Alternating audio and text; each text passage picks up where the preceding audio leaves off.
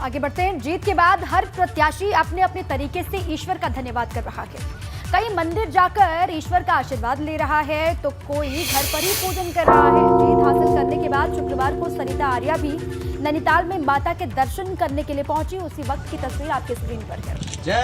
सरिता आर्या ने अपने समर्थकों के साथ माता नैना देवी के दर्शन कर आशीर्वाद लिया और जीत का श्रेय ईश्वर के साथ साथ पार्टी नेतृत्व को भी दिया।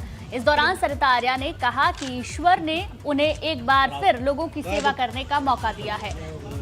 देखिए अपने समर्थकों के साथ इन तस्वीरों में नजर आ रही हैं, पूजा अर्चना करने के लिए पहुंची हुई है। आज जीत हासिल हुई अपने कार्यकर्ताओं की वजह से और शीर्ष नेतृत्व का बहुत बहुत आभार प्रकट करूंगी कि उन्होंने, मैं कांग्रेस में मैं लड़की हूं, लड़ सकती हूं का नारा दे रही थी, लेकिन उस नारे को यहाँ पे जो उन्होंने सिद्ध कर दिया, नहीं तुम लड़की हो, लड़ सकती हो, मुझे टिकट दिया, मेरे ऊपर भरोसा जताया और उस भरोसे को साकार हमारे सारे मंडल अध्यक्षों ने, बूथ अध्यक्षों ने और शक्ति केंद्रों ने और सब कार्यकर्ताओं ने और जनता ने जो जनादेश मुझे दिया है। मुझे नैनीताल की विधायक दोबारा मनोनीत होने का आज सौभाग्य प्राप्त हुआ है।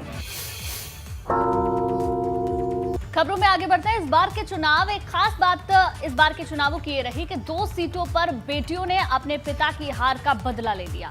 आपको बता दें कि वो सीटें जहां पर बेटियों ने उन नेताओं को हरा दिया जिन्होंने उनके पिता को हराया था।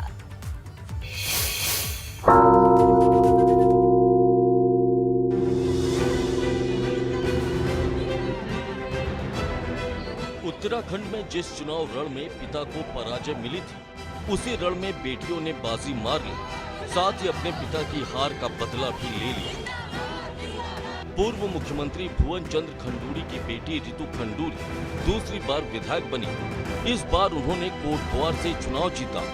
रितु ने कांग्रेस के सुरेंद्र सिंह नेगी को चुनाव हरा दिया।